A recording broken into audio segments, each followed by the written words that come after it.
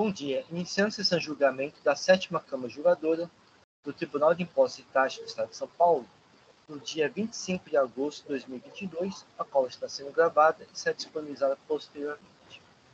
Vou iniciar a sessão no sistema do debate.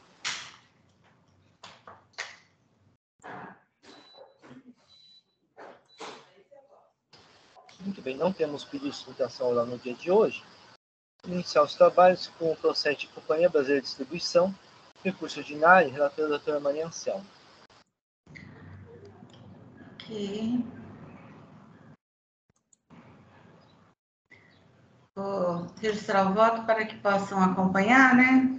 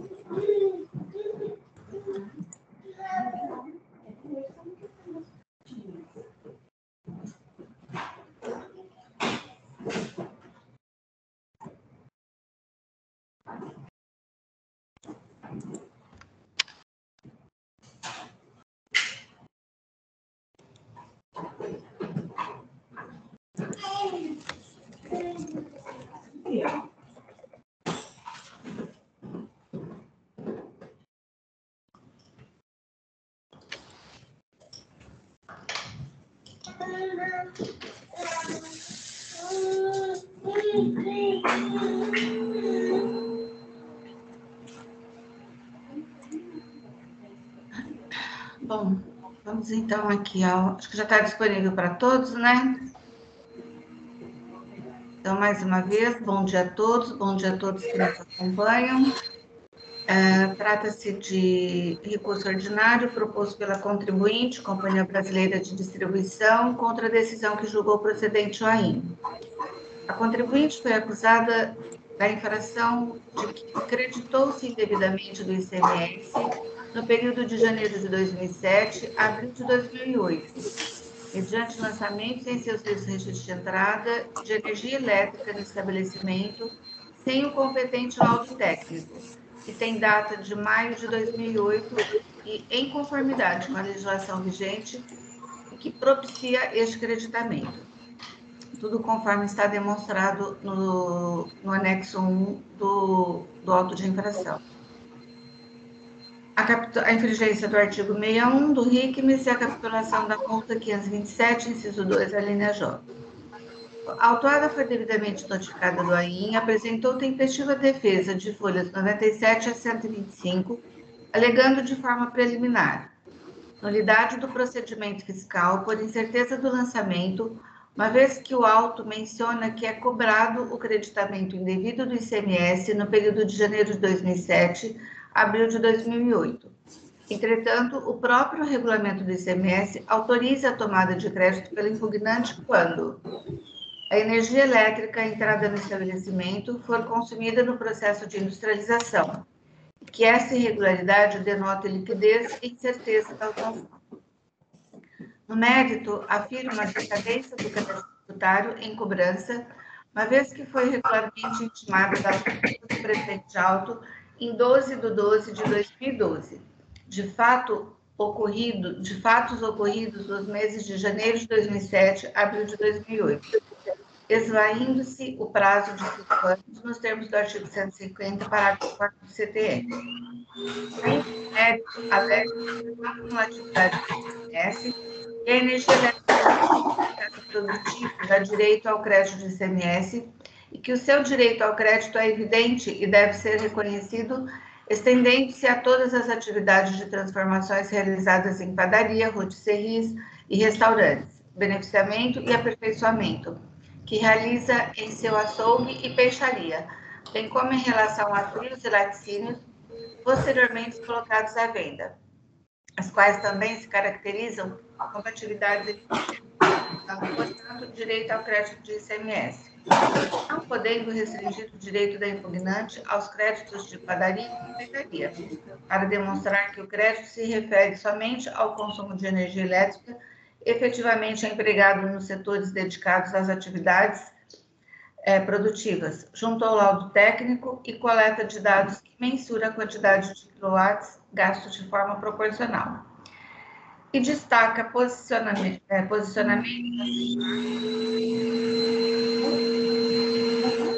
9 de 2001, que entendeu como legítimo crédito de energia consumida no processo de industrialização de pães, bolos ou supermercado. Alega ainda que o STF, o recurso extraordinário número tal, reconheceu a existência de repercussão geral da matéria no seguinte termo. Então, eu transcrevo e, por fim, a autuada fala da possibilidade de aplicação da multa com efeito de confisco e da ilegalidade ou da forma de cálculo dos juros e correção monetária. Houve manifestação fiscal, o julgador de primeira instância proferiu a decisão como julgando procedente ou ainda. Interposto o recurso ordinário, a contribuinte requer a reforma da decisão. Foram reconhecidos os pressupostos de admissibilidade e não houve processo por sustentação oral. A representação fiscal apresentou seu parecer e, assim, o voto preferido pela 10ª Câmara Julgadora do Tribunal, proferido pelo ilustre juiz relator Rafael Zulli, deu provimento parcial ao recurso ordinário, afastando a exigência com relação ao crédito para a padaria, confeitaria, rotisseria e da iluminação utilizada na respectiva sala de trabalho e mantendo no mais intacta a decisão proferida. A representação fiscal interpôs recurso pedindo justificação de julgado, as folhas 250 e 266, alegando que a decisão incorreu em erro de fato ao considerar que o fisco não teria questionado e invalidado o laudo técnico apresentado pelo autor, bem como por ter considerado válido o referido laudo técnico presente às folhas 58 a 55 e tomado como base para julgar pelo direito ao creditamento de energia elétrica consumida nas áreas de padaria, seria as respectivas áreas de iluminação. As folhas 268 a 308, a Fazenda Pública do Estado interpôs recurso especial contra a decisão. Houve interposição de fato contribuinte autuada, 43447, foi conhecido o posto de julgado na Câmara, proferido, ele negou o provimento mantendo a decisão intacta. A admissibilidade dos recursos especiais foram encontrados com definidos dos processamentos. contra relator ao recurso especial da contribuinte. Pessoal, desculpa, doutora Maria Anselma, está falhando? Memorial as folhas 568 a 577. É, doutora Maria Anselma. Os recursos especiais... Oi? Está falhando bastante seu áudio para mim. Eu não sei se é só para mim ou se para todo mundo. Está dando muita interferência, pai. Interferência. Tá dando? Agora melhorou, né? Mas eu tô num silêncio aqui, viu? Interferência do quê? Eu não sei, aparecem uns sons estranhos assim, mas eu acho que agora parou. Pode continuar também. Só um minutinho, deixa eu fechar a porta aqui, porque... Eu vi que meu mudo não estava ativado, pode até ser que meu filho estava fazendo barulhinho aqui, mas para mim falhava dela mesmo. Eu vou ativar meu mudo, ver se melhora também. Quem sabe melhora mais ainda. Então, continuando aqui, os recursos especiais foram admitidos e distribuído, então, à Câmara Superior deste Tribunal, onde, com voto proferido pela juíza relatora doutora Isabel, as folhas 578 a 583, deu provimento ao recurso especial da Fazenda, anulando a decisão anterior para que outra seja proferida. Razão pela qual foi a mim distribuído, então, e passo ao voto. Trata-se de recurso interposto pela... não havendo sustentação oral, né? Passo a decisão. Trata-se de recurso ordinário interposto pela contribuinte contra as sanções proferidas pela primeira instância administrativa que julgou procedente o AIM. Do exame do presente apelo ordinário, verifica-se que está revestido dos requisitos para admissibilidade. Quanto às preliminares, de forma preliminar, a recorrente novamente alega nulidade do procedimento fiscal por incerteza de lançamento, uma vez que o regulamento do ICMS autoriza a tomada de crédito quando a energia elétrica entrada no estabelecimento for consumida no processo de industrialização e que esta incerteza causa enriquecimento ilícito do erário, concluindo que o lançamento se deu em afronta ao artigo 142 do CTN. Porém, ao contrário do que alega, não há que se falar em nulidade do procedimento fiscal. A autuação no presente caso se refere a crédito de imposto que não foi comprovada ser correspondente à energia elétrica consumida em processo de industrialização. Conforme consta do laudo técnico juntado aos autos das folhas 38 e 55, foi elaborado em maio de 2008. Já o creditamento do ICMS é relativo à entrada de energia elétrica no período de janeiro de 2007 a abril de 2008, não sendo assim admitido pela fiscalização. Portanto, o procedimento fiscal está correto, onde, ao apurar o descumprimento da legislação por parte da recorrente, a fiscalização lavrou presente AIM, estando o trabalho fiscal pautado em certeza e liquidez, nos termos do parágrafo 1º do artigo 142 do CTN.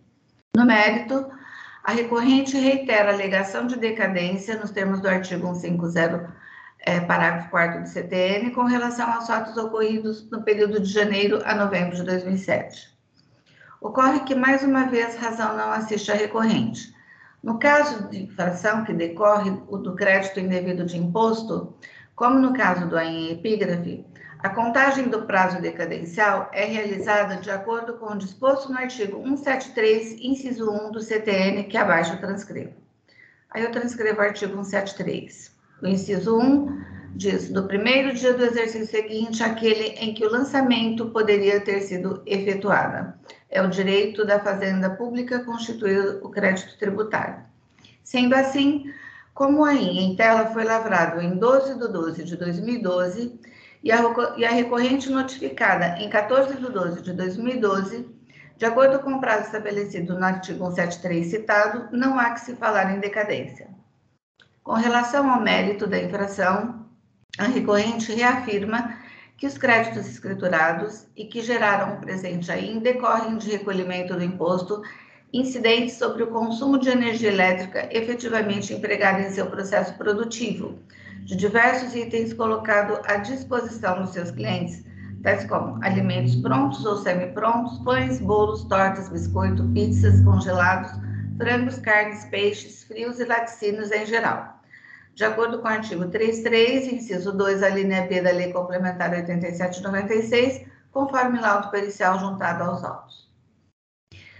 A recorrente alega ainda que o fato do laudo pericial ter finalizado em período posterior ao creditamento não pode desqualificar o crédito, e que referido laudo vale inclusive para as operações que antecedem sua elaboração, uma vez que ele simplesmente atesta de forma técnica, o consumo de energia efetivamente destinado à industrialização do estabelecimento. Com relação ao laudo, entendo que o mesmo não pode ser aceito pelas invalidades apresentadas pelo fisco e que reitero abaixo. Primeiramente, temos que considerar que, conforme o próprio relato da infração, o laudo técnico apresentado não está em conformidade com a legislação vigente que propiciasse o creditamento do ICMS, sendo tal fato reiterado em sua manifestação de folhas 128 a 142. O primeiro fato que invalida o laudo refere-se à inconsistência temporal, onde consta como data de elaboração maio de 2008, folhas 38, baseado em levantamentos in loco realizados no mês de maio de 2008, conforme folhas 47. Porém, o anexo 1, às folhas 50, consta que as visitas foram realizadas em 18/10/2007. Segundo o fato levantado pelo fisco que invalida o laudo, refere-se à inconsistência quantitativa entre os montantes de consumo de energia elétrica apresentados no anexo 3 e no anexo 1. Conforme informado pela representação fiscal em suas razões de recurso especial, as folhas 282 e que transcrevo abaixo.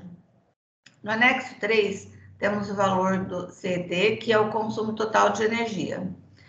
E aí, então, vem que o valor do CPI, aí o item 23. Assim, não há nem como efetuar-se a mensuração do creditamento possível, levando-se em conta somente alguns setores, tidos como relativos a processos industriais, se julgar pelo direito ao creditamento de energia elétrica consumida nas áreas de padaria, confeitaria e rotisserie, as respectivas áreas de raciocínio, este seguido pela decisão recorrida. Diante da análise acima, entendo que pelo não conhecimento do laudo apresentado. Portanto, como não há laudo técnico para a recorrente que faz jus ao crédito de consumo de energia em seu estabelecimento, mantenho a decisão de primeira instância. Com relação à multa, ao argumento de que a multa lavrada teria caráter confiscatório, não tem razão a recorrente, sendo tal tema já enfrentado pelo nosso STF. Afasto, assim, o argumento de confiscatoriedade da multa. Lembro que, se inconstitucional ou confiscatória, cabe somente ao fisco aplicar a lei, e não a esse tribunal tal análise, na forma da Lei nº 13.457 de 2009. Então, sendo assim, devidamente caracterizada a infração, devem ser rejeitados os argumentos recorrentes pelos motivos expostos. Dos juros, com relação à taxa de juros aplicada, entendo que mesmo que o AIM em questão tenha sido lavrado em 12/12/2012, deve ser aplicada a metodologia da da súmula 10 de 2017, revisada. Não obstante, em razão da jurisprudência firmada pelo Poder Judiciário, incorporada no âmbito do Tribunal de Impostos e Taxas, pela revisão da súmula 10, a taxa de juros de mora para os créditos tribunais paulista fica limitada a incidente na cobrança dos tributos federais, qual seja a Selic, e transcrevo, súmula 10. Os juros de mora aplicada ao montante de imposto e multa exigidos em auto de infração estão limitados à taxa referencial do Sistema Especial de Liquidação de Custódia, Selic, incidente nos tributos federais. Ressalve-se que a súmula do Tribunal de Impostos e Taxas tem caráter vinculante para todos os seus órgãos de julgamento, conforme a disposição expressa no artigo 52 da Lei 13.457 de 2009. Assim, a taxa de juros de mora decorrente do crédito tributário lançado no AIM inicial não pode exceder a taxa Selic incidente nos tributos federais. Face ao exposto e com fundamento no artigo 72, inciso 1 da Lei 13.457 de 2009, requer-se a aplicação da súmula 10 deste Tribunal de Impostos e Taxas para limitar os juros incidentes no crédito tributário lançado no AIM inicial à taxa Selic. Diante do exposto de tudo que dos autos consta, conheço do recurso ordinário interposto por Companhia Brasileira de Distribuição para dar provimento somente com relação à taxa de juros aplicada, devendo ser aplicada a metodologia prevista na súmula 10 de 2017, já revisada por este colegiado, mantendo aí em todo o seu fundamento. É o como voto e coloco a apreciação dos meus pares. Então, como podem verificar, é um assunto totalmente, assim, conhecido, né, de todos. É uma contribuinte que tem vários autos de infração nesse sentido.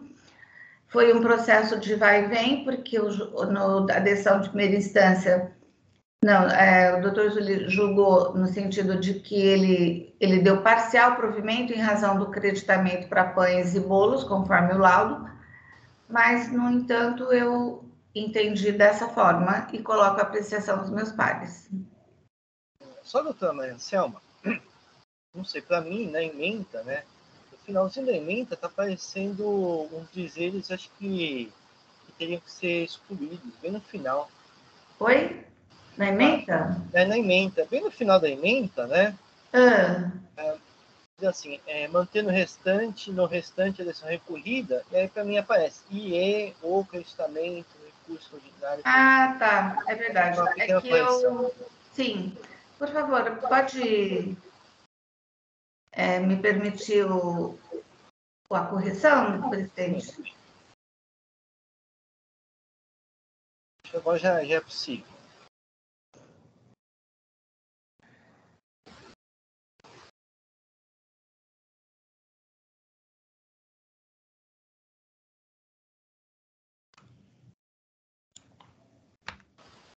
Ficou 2 vezes relatório. Ok.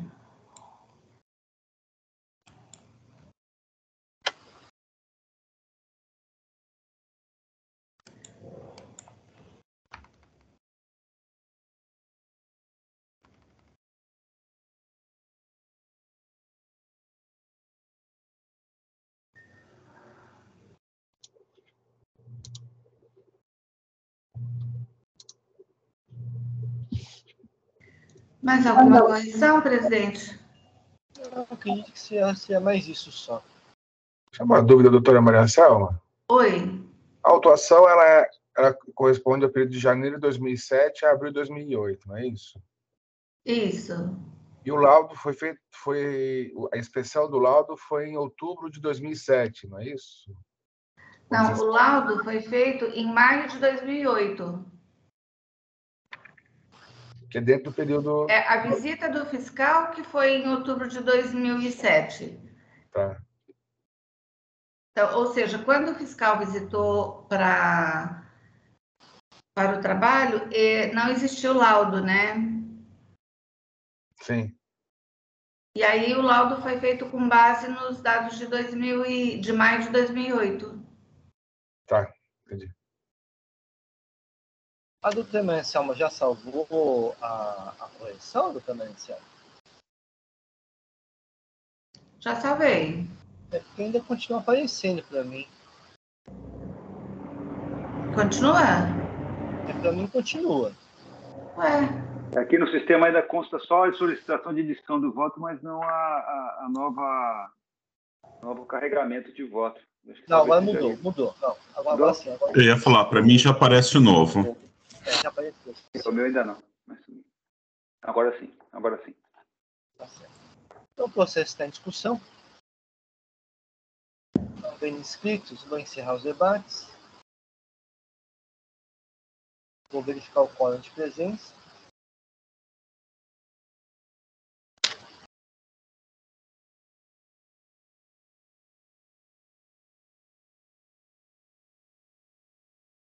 Vou iniciar a votação.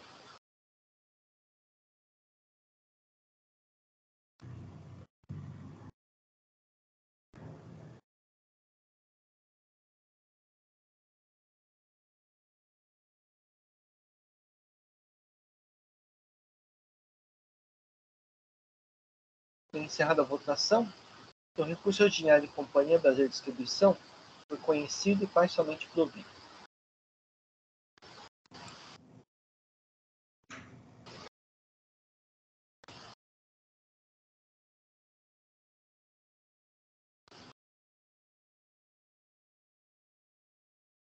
Vamos passar para o processo de criação de produtos de higiene limitado, recurso ordinário. É de minha relatoria, não há protesto por sustentação oral.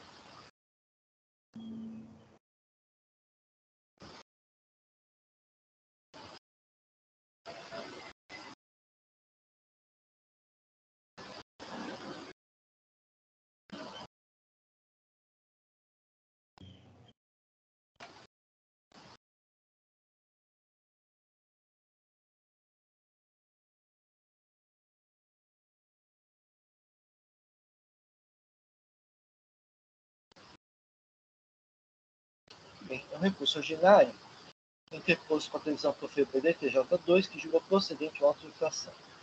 São duas acusações fiscais, deixar de pagar o ICMS e reconhecer Zona Franca de Manaus ou área de livre comércio, como deixar as mercadorias, mas seu ingresso não foi comprovado.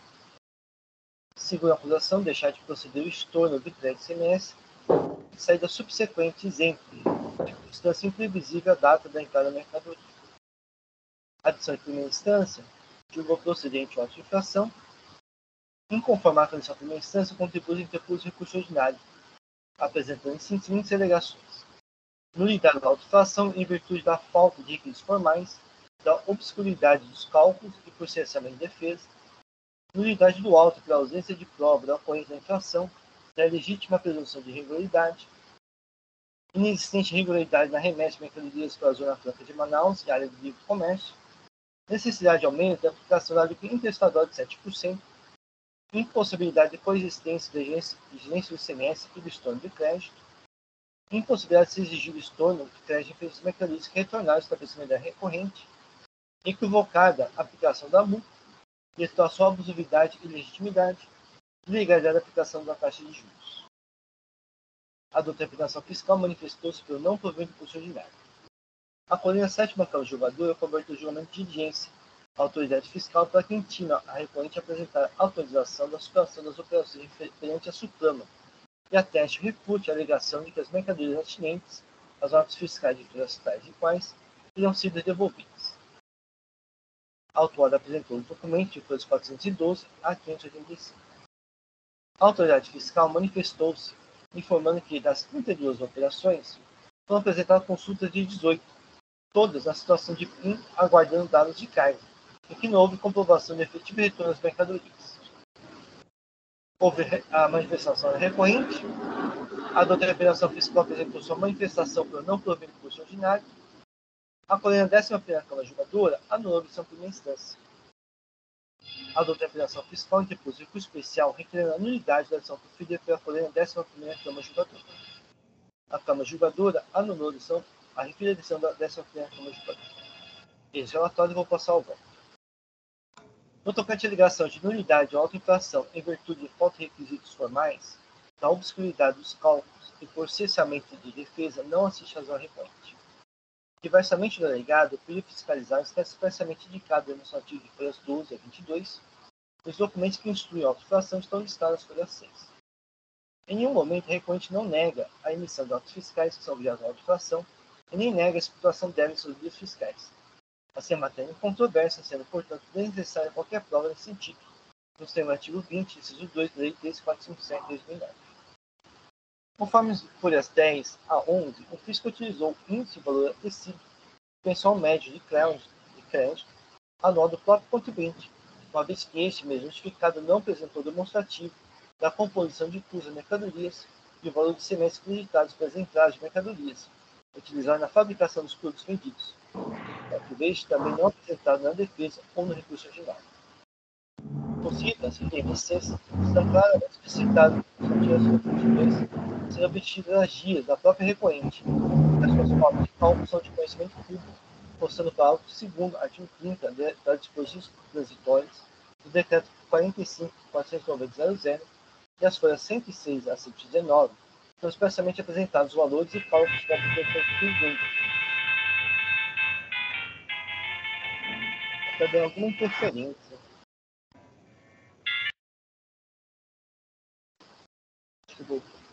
Então, vou continuar o voto. Vou repetir que os IVAs e os PMC estão claros, explicitamente demonstrados nas folhas 22, sendo obtidas as guias da própria recorrente. As suas formas de cálculo são de conhecimento público, constam no parágrafo 2º, artigo 30 das disposições transitórias do regulamento, e as folhas 106 a 119 estão especialmente apresentados os valores e cálculos para obtenção dos referidos índices. Assim, descabe a alegação de que a autotração deixou de fundamentar corretamente os métodos e o cálculo. Deste modo, não há qualquer cessamento, pois, como acima exposto, foram juntados todos os elementos de prova do fisco, de modo que a autuada pudesse contrapô-los e exercer seu pleno direito de defesa. Start não foi a pretensão recorrente. Relativamente à alegação de nulidade da infração pela ausência de prova da ocorrência de infração e da legítima presunção de irregularidade, os argumentos lançados se confundem com o mérito, assim são apreciados em conjunto com este. No mérito, quanto à comprovação do enterramento das mercadorias, em consonância com o parágrafo 6º do artigo 84, anexo 1 do regulamento e a jurisprudência como superior desse título, aceito como documentos para passar a agência fiscal apenas a declaração de ingresso disponibilizada pela Suprema e o pedido de vistoria técnica previsto no parágrafo 7º do já citado artigo 84, anexo 1 do regulamento, em momento anterior à lavatura da infração. A Câmara Superior desse título se pronunciou no seguinte sentido quanto ao pedido de vistoria técnica, processo da RTC 1, 24, 83, 52, 2B10. O pedido recursal deve ser parcialmente provido para reconhecer o direito do contribuinte à isenção das remessas de mercadorias para a Zona Franca de Manaus, mas apenas em relação aos fiscais em que for formalizado o pedido de vistoria técnica perante o Supremo, no momento anterior ao lavatura da apuração fiscal. Conforme o parágrafo 9, artigo 84, anexo 1 do regulamento, é um dos contribuintes que emite nota fiscal com benefício de isenção comprovar o ingresso referido à área incentivada. E não atender as condições previstas, não se pode estender o benefício fiscal nos termos do artigo 111 do CTM.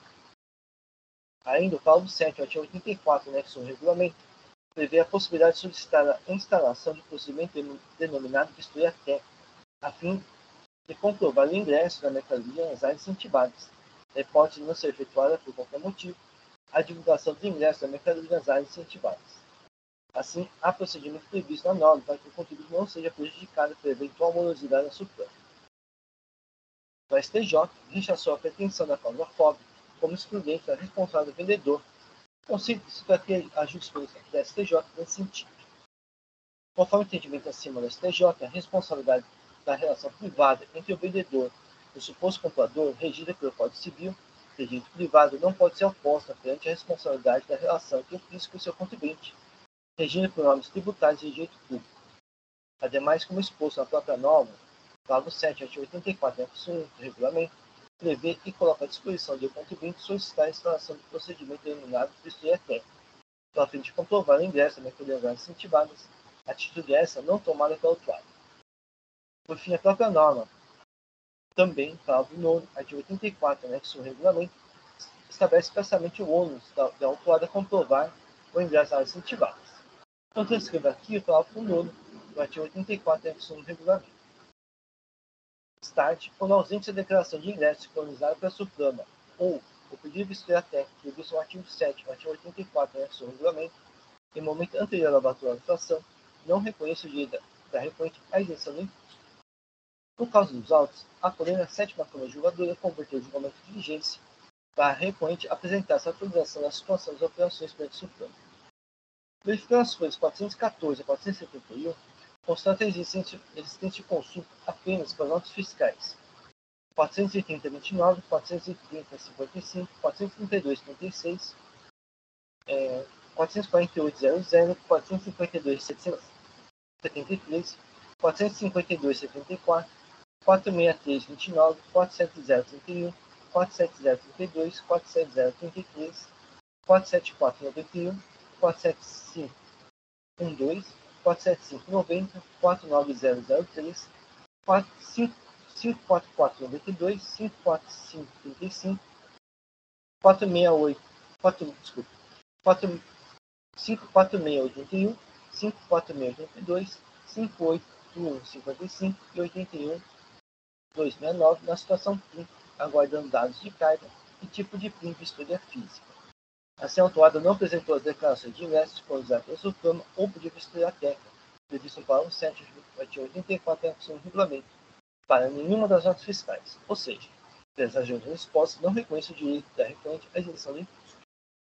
Não obstante, Apenas para se referir às notas fiscais já citadas, entendo que houve comprovação da operação interestadual com destino à região norte. Assim, é aplicável a alíquota de 7% para a agência do imposto.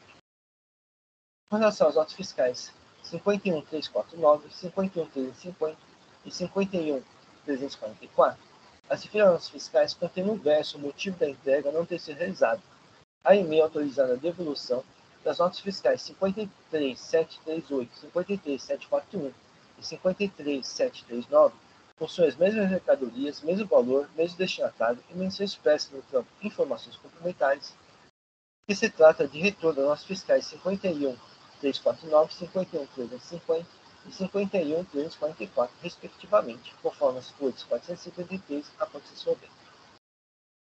Assim, em ausência de provas mais robustas do fisco em relação ao contrário, em sentido contrário, exclua os itens do item 1 do AIN relativo às notas fiscais 51.349, 51.350 e 51.344.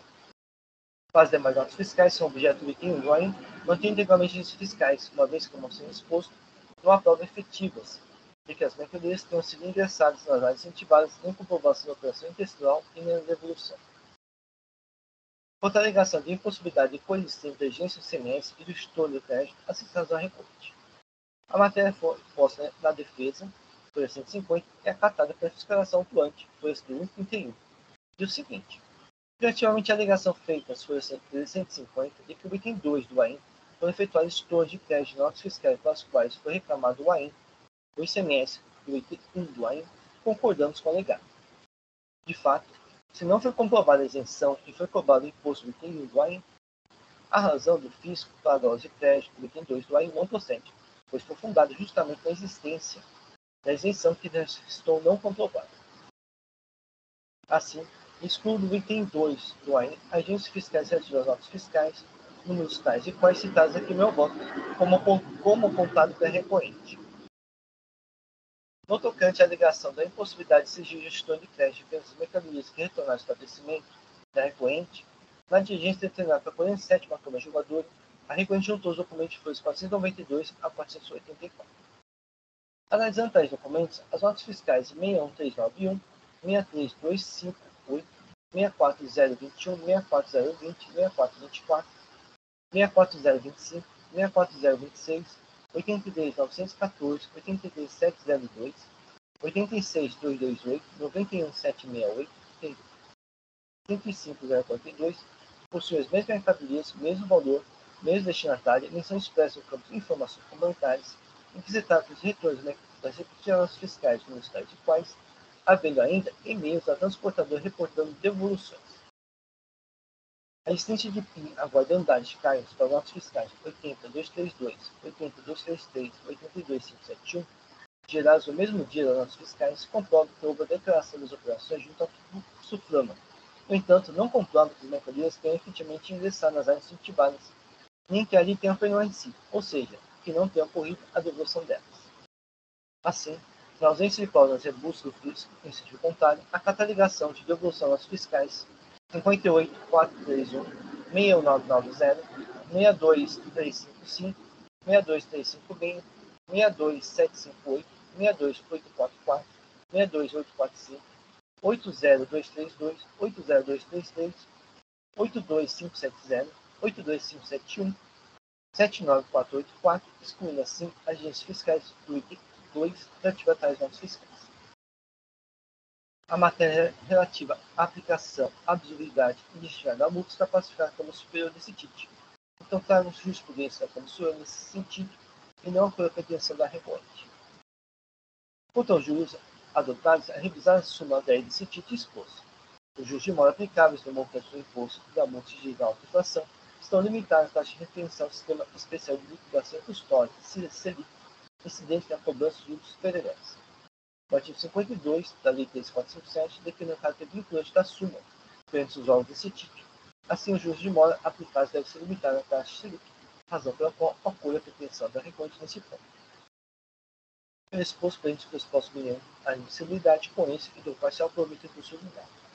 No item 10 do meu voto, então, como são muitas notas fiscais, então eu fiz o resumo da parte que eu mantive e da parte que eu excluí e deu parcial provimento. Então é assim que eu voto.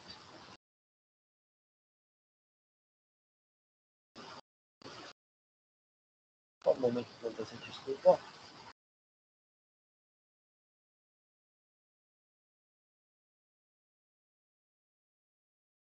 Muito bem, o processo está em discussão. Não havendo inscritos, vou encerrar os debates. Vou notificar o quórum de presença.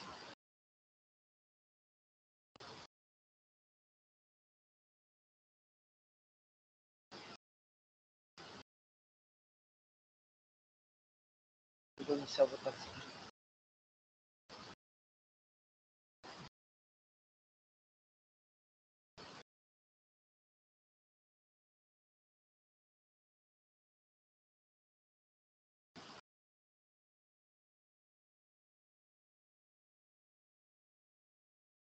Iniciada a votação, o recurso ordinário de criação de polícia de higiene limitada foi conhecido parcialmente por